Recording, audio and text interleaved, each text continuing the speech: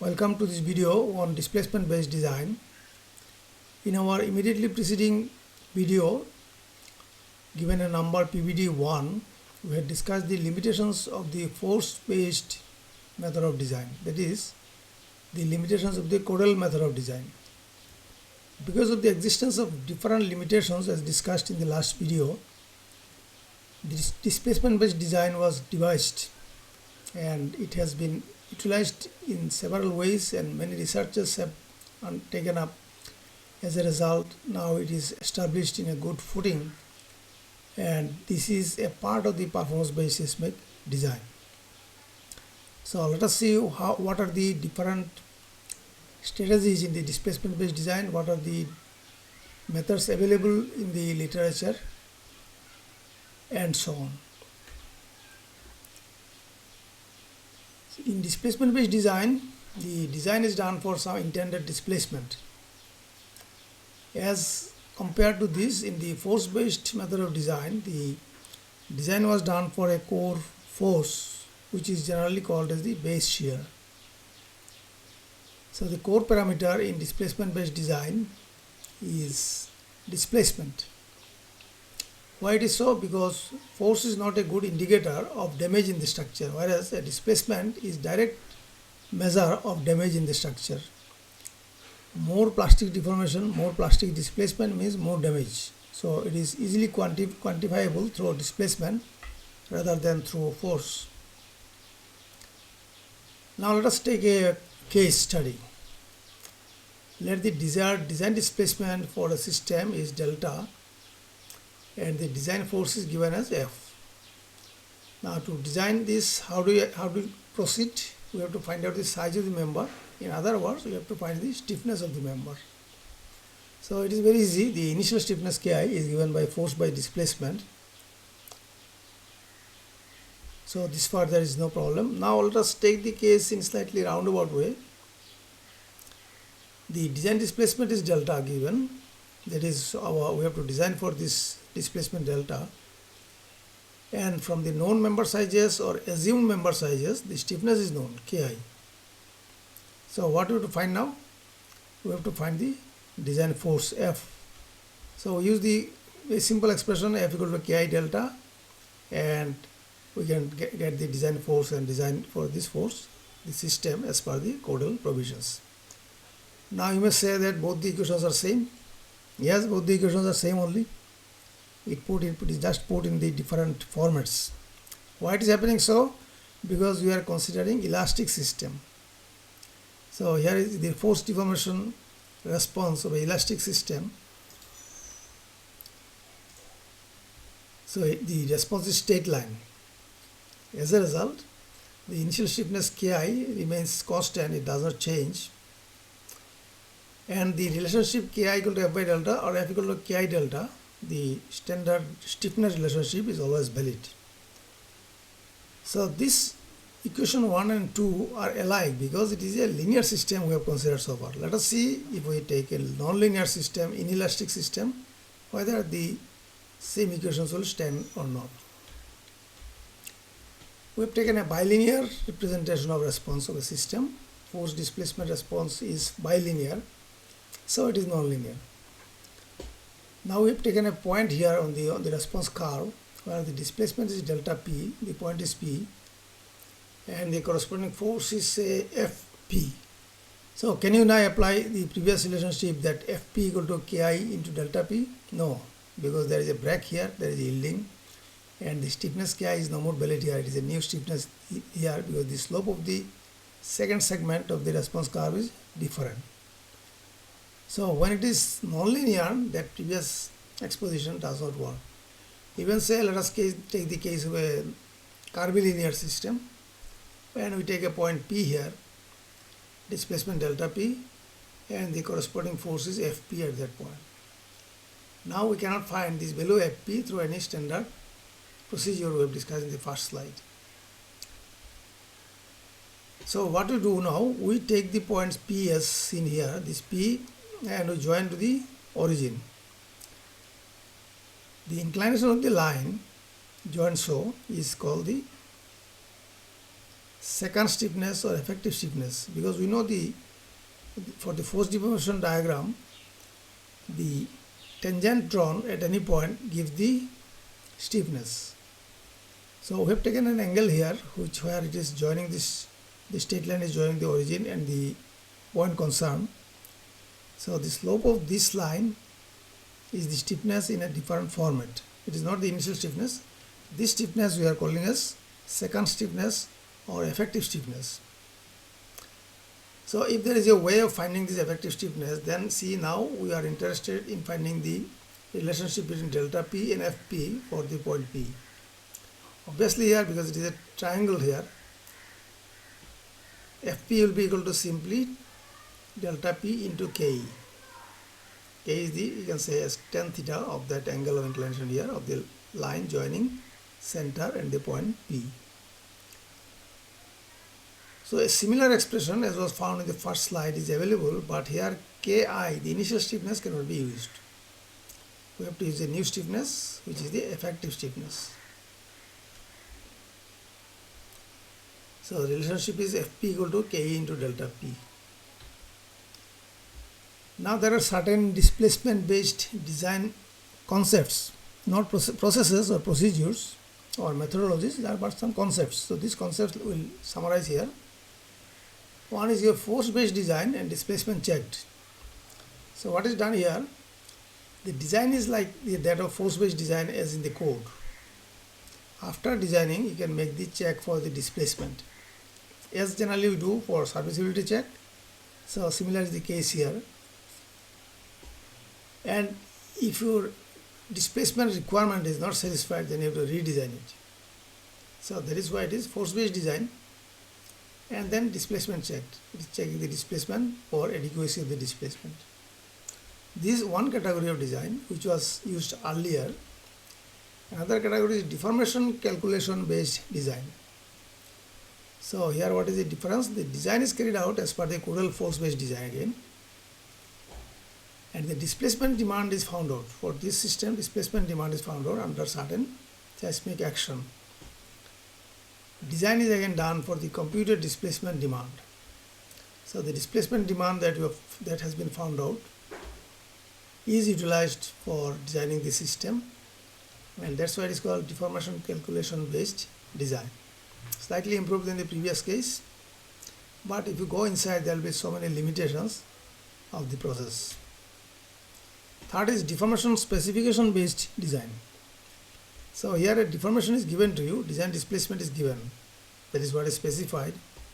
So initial stiffness influences the design in this case, and iteration will be needed to arrive at the displacement that has been specified.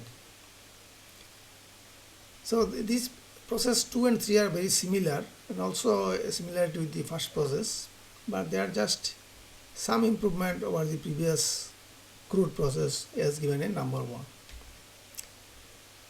A very refined one and the advanced one is direct displacement based design, DDBD. So this process we shall be discussing at details in this video also and in coming many videos. And this is intimately related with our performance based design, and this will be coming again and again in the videos. So the basic thing that is done here is the given multiple degree of freedom system is converted to an equivalent single degree of freedom system. What is the equivalence we shall discuss later on in other videos. Second stiffness is used as discussed in the just previous slide. After the desired displacement point, that is the point P, displacement spectra are used in the process of design. So this is called direct displacement based design. We shall be discussing on this at much more details in the coming videos. Now the displacement based design, so let us understand the displacement. So displacement can be real system displacement, or it can be spectral displacement. Now for the spectral acceleration, we have the relationship SA equal to omega square SD. SA is the spectral acceleration, SD is spectral displacement, and omega is the angular frequency of the system. So this is utilized for a single degree of freedom system or equivalent single degree of freedom system, where omega is given by 2s pi by t. So if we substitute this back, this equation and this equation, and want to get the value of SD, then SD comes out as t square by 4 pi square SA. And this SA, if we divide by G and then multiplied by G, then this equation does not change. Why we have done so? Because in the code, in the design spectrum, SA by G is given and not SA. So if we want to take the ordinate of the spectrum, we shall use this part, SA by G, and then multiply it by G. So remember, when you are converting the spectral acceleration parameters to displacement parameters, this multiplier G will come, otherwise there will be incompatibility in the equation. So the spectral displacement can be obtained through this equation for any point where the spectral acceleration in the design spectrum is SA by G. And that relates to a particular time period, that's why T suffix is put here. And this SD we can also call as the maximum displacement for the elastic condition, and we are renaming this say as delta max elastic. The same equation we put here, and only the terminology we have changed symbol to delta max elastic. A design spectrum is shown in this figure 5. A typical design spectrum: rising arm, then horizontal arm, then falling parabolic arm. The vertical axis is spectral acceleration ratio SA by G, and horizontal axis is time period of the system T. Equation 4 given here is valid for medium period structures. This is valid for medium period structures where we can get the maximum elastic displacement by knowing the time period through this formulation. This medium period structure and short period structure we have discussed in our previous video number EQ5. You can see this. For medium period structures, equal displacement principle is valid. This also was discussed in our previous video number EQ5. What is equal displacement principle? You can revisit that video and try to understand. So equal displacement principle is valid for medium period structures. Say time period is 0.7 second onward, say up to about say 2 seconds. So for medium period structures, we can write delta maximum inelastic equal delta maximum elastic, because equal displacement principle says the displacement of an inelastic system is equal to the displacement of a infinitely strong elastic system under the same earthquake. So if your system is medium period, it obeys equal displacement principle. In that case, the inelastic maximum displacement is equal to the elastic maximum displacement as given by equation 5. Now what happens with the short period structures? So short period structures, as we discussed in our video EQ5, the response reduction factor was given by twice mu minus 1 under square root. Mu is the ductility or displacement ductility, ultimate displacement divided by yield displacement, that is what is mu is. From here mu can be found out, mu equal to r square plus 1 by 2. Now mu is also equal to maximum displacement or ultimate displacement by yield displacement.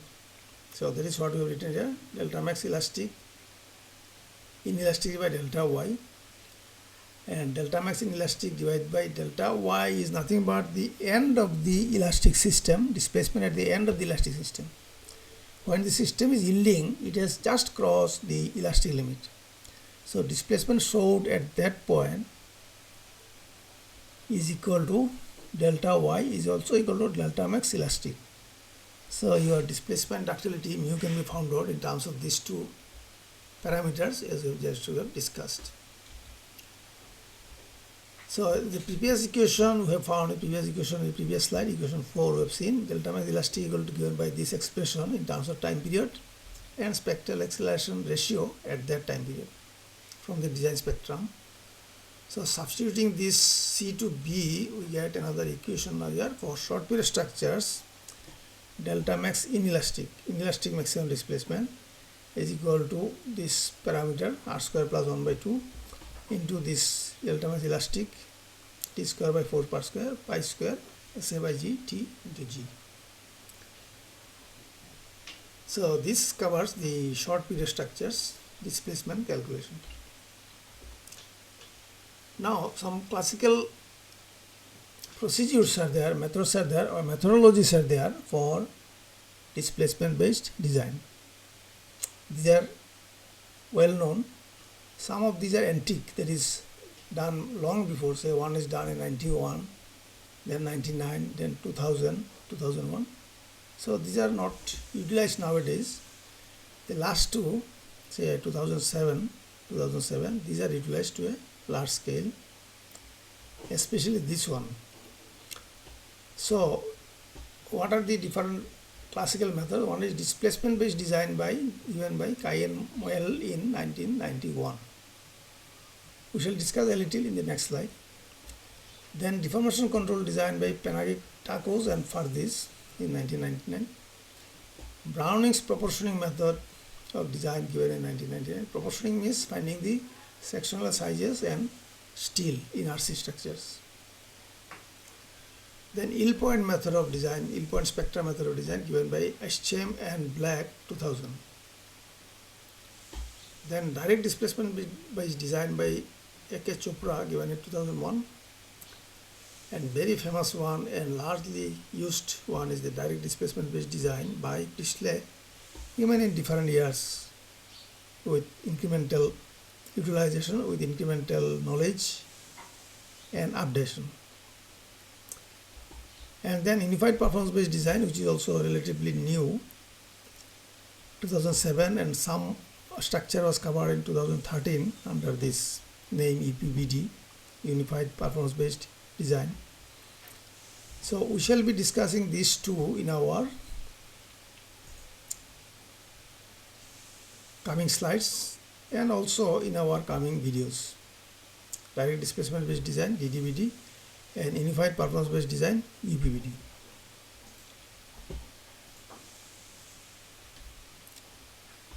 So those discussed in the previous slide we are taking one by one. First one is displacement based design by Kai and Moelle given in 91. So one equation was given by Kai and Moelle, delta max equal to T by Tg to the power 1.6 eta multiplied by delta Tg elastic. So delta max is the maximum design displacement, Tg elastic is elastic time period, eta is a factor given by yield force divided by maximum inertia force. So it is equal to mass into ground acceleration maximum. M is the mass, Ag max is the maximum ground acceleration, Fy is the yield force. To apply this equation, the condition between T and Tg are given like this. Second one is the deformation control design by Panagiotakos and Fardis given in 1999. So the steps are like this. Elastic analysis using response spectrum at frequent earthquake level is carried out. What is frequent earthquake? Frequent earthquake means design basis earthquake which comes frequently but not very high. Intensity is not very high. The sections of elements are considered as uncracked. This requirement means it is fully elastic system it is considering. Capacity design is carried out and proportioning of steel at hinge location is done. So capacity design we have discussed in our video number EQ14. You can visit. In capacity design what we are aiming that beam may fail but not columns. So hinge location detailing is done first, then proportioning of steel in other parts of the structure is carried out. Elastic number 3, elastic analysis for maximum earthquake is carried out. Second stiffness is used at this stage. From the time history analysis, the amplifications of chord rotations are obtained. In the time history analysis, there will be amplification of the responses. So out of many other responses, one response is chord rotation. We have discussed this in some previous video. What is chord rotation? Check if the chord rotations are within acceptable limits. If needed, modify the steels. So limits are to be specified for the chord rotations. Again, capacity design is to be checked once again because after you have designed it finally, whether beams are weaker or columns are weaker, that you have to verify. The method has many limitations. One of these is mentioned here. It does not speak anything about the safety of the non-structural damage and safety. Browning's proportioning method, given in 1999, proportioning means finding the sectional sizes. So its steps are like this: select target time period. Because the building characteristics can be expressed in terms of its time periods. So if we decide certain type of building we want, whether flexible, medium flexible or rigid, we can specify in terms of the time period. So in that way, from our perception about the building, we have decided a target time period. And this can be also obtained from the drift limit and displacement spectra corresponding to the design spectrum. Displacement spectra we have considered in our previous video number EQ16. So from the given design spectrum of the code, one can produce the displacement spectra correspondingly. Number 2, decide member sizes. This is called proportioning. That's why the name comes from. Carry out the dynamic analysis to find dynamic initial time period of the structure T initial. In this stage, cross-sectional properties are used. That is, these sections are not considered correct. The correct section and stiffness reduction we have discussed in our previous video number EQ12. You can revisit. If the initial time period is less than or equal to target time period, increase the member sizes. So initial time period less than this, then your target is not matching with respect to time period. So you increase the sizes. Check if the base shear is greater than the lateral capacity of the building. A building has a capacity and you have computed base shear, you can compare these two. If so, increase the strength by adding steel to the members which suffer damage. After time history analysis, you are in a position to know which members are failing through the formation of hinges, and you have to strengthen those members. Apply capacity design so that beams yield and not columns. Apply ductile detailing as per standard specifications. So every country has their own code for that ductile detailing that will be followed, so that the system that you are designing through the proportioning is finally ductile in nature. Yield point spectra method of design was given by Shame and Black in 2000. So we have to understand a little about the yield point spectra. Consider the single degree of freedoms shown in figure 7. It vibrates to and fro, that's why it is also called an oscillator.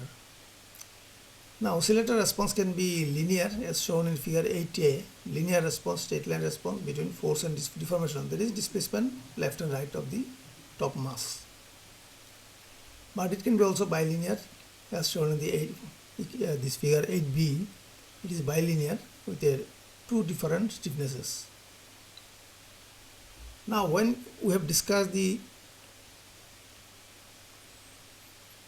construction of the response spectrum in our previous video, the number I don't just remember, we have considered this as the elastic system. So the spectrum that we got was the elastic spectrum, and the design spectrum is also an elastic spectrum computed or averaged out of many design spectra for the country. So design spectrum in code is given for the elastic system, elastic oscillator. But if the oscillator is nonlinear, as shown in this figure, then the spectrum will not be linear spectrum, but it will be nonlinear spectrum. So a nonlinear spectrum is what is looking something like this. And nonlinear spectrum will depend on the ductility of the system. So for ductility mu equal to 1, the topmost curve is given. This is the yield point spectra. Mu equal to 1 means it is elastic system. Mu equal to 2 means some ductility, mu equal to 3 means more ductility, and 4, 8 like that, more and more ductility. And also, since mu is proportional to damping, here you have say 5% damping of the material, and as you go to higher ductility, you are adding actually more and more damping, so response is reducing and curves are coming inside. What are the ordinates of the curve? On the horizontal axis you put the yield displacement along the horizontal axis. On the vertical axis you put what is called yield strength coefficient Cy. So Cy is equal to given in this equation. Here you can see the yield base shear divided by weight of the system. So you can say Cy is a coefficient which gives a proportion of the yield base shear over the total weight of the building. So in vertical axis you have Cy, and the plot is done for different ductilities of 1, 2, 3, 4, etc. So the steps are like this: select design drift and design spectrum. Construct the yield point spectra corresponding to the perceived seismicity level. This construct will involve the delta y and Cy as we have seen in the previous slide. Compute design displacement delta D corresponding to the design drift. Design drift is generally given in terms of the percentage, 1%, 2% drift, and that can be also considered as a angular drift, theta. So theta into height of the building will give the displacement at the top of the building, and that is what is delta D corresponding to your angle of design drift, theta D. Arrive at the ductility demand and see where it fits in the YPS curve. If you go back to the previous slide, you have the peak displacement somewhere here and you have the yield displacement here. So the yield displacement where it is cutting your ductility that you have computed gives you the yield point. Okay, and you can join it to the origin. So this gives something like response of the system for the ductility, say mu2 in this present case. So this is the yield point. Arrive at the ductility demand and you see where it fits to the YPS plot. Okay, let us go back again, let us discuss. You have decided the ductility, say for 2, and you have calculated your yield displacement delta y, then see where they cut. That becomes your yield point. Compute the yield displacement delta y and YPS and find Cy. I'll go back to the size again. Suppose this is my yield point, so I know the delta y and this is the corresponding Cy value. Okay, so once Cy is known and weight of the system is known, I can find out the yield base shear, and this is the design base shear actually. Design for this base shear Vy as per the code of the country. So this is the method. Then direct displacement based design by Chopra and Goel etc. in different papers given in 2001. So what are the steps? Find yield displacement delta y. Decide tolerable value of plastic rotation at the base of the system. Plastic rotation, how much you can allow. More plastic rotation means more damage. So how much you can allow, you can decide. Find displacement ductility as per equations given below. Construct inelastic spectra for a yielding oscillator. Now, as we discussed in the previous slide, when your oscillator is nonlinear, you get inelastic response spectrum. That is what is written here as yielding oscillator. So, if your yield rotational angle is theta y and the height is h, then the yield displacement delta y is given by this relationship. Any angle into length gives you the displacement. Similarly, if you know the plastic rotation that you are allowing, then the plastic deformation displacement is delta p is given by theta p into h. Design displacement is a summation of delta y and delta p, so it is like this. And the displacement ductility mu delta is equal to maximum displacement divided by yield displacement, so it is delta d by delta y. From displacement spectra and ductility, read out the effective time period. So this we shall discuss further also in coming slides, so it will be clear then. Find the stiffness K from this expression 4 pi square m by T E square. T is the effective time period found here. Find the design yield force Fy equal to K into delta Y. K is known, delta Y is known, so the yield force you can find out. And for this you design the members like as you design for base shear. For the structure in step 4, find actual updated stiffness K update and actual yield displacement delta Y update. Because after you design, the sizes of the members may change, steel may change, strength may change, yield force may change. So again you see the updated stiffness and already updated yield displacement. If the previous yield displacement and updated yield displacement are almost equal, then it is alright. Otherwise you have to go to step again and repeat the whole process. So we discussed the inelastic spectra. It looks like this. The top curve is elastic spectra at say 5% damping. Okay, it is not looking like your design spectrum of the core because it has been developed from the very basics as initially given by Newmark and Hall. So it has several segments. So this elastic spectrum. So dividing the ordinates of the elastic spectrum through suitable values of ductility expressions, you get the inelastic spectrum like this. So this spectrum, inelastic spectrum, was utilized by Chopra in this paper. Now comes our famous that one. We discussed the direct displacement based design by Priestley, given over different years starting from 1993 to 2007. We are just giving the outlines. In details we shall go in coming videos and coming slides. Decide the drift and hazard level. So this the designer has to select, has to decide either by himself or from the input from his customer, client, that how much drift and what is the hazard level for which the system to be designed. Now corresponding to the hazard level or the design spectrum, construct the displacement spectra. Second is the conversion of the MDOF to ESDOF. So the given system is real MDOF system. We convert it to equivalent SDOF system or ESDOF system using established procedure that we shall be discussing later on. This conversion gives you effective height HE of the ESDOF system, effective mass ME, and design displacement delta D for the ESDOF system. Theta Y for frame is given by this expression. HB is the depth of beam, epsilon Y is the yield strain of the rebar you are using, LB is the length of beam. The yield displacement is theta Y into HE, and the ductility is delta D by delta Y. So all these parameters are coming out here. For delta D and the ductility mu, find out the effective time period. So how it is done? We have decided your delta D here. Delta D has been found out. So this is your delta D. This plot is a displacement spectra corresponding to your design spectrum at various dampings.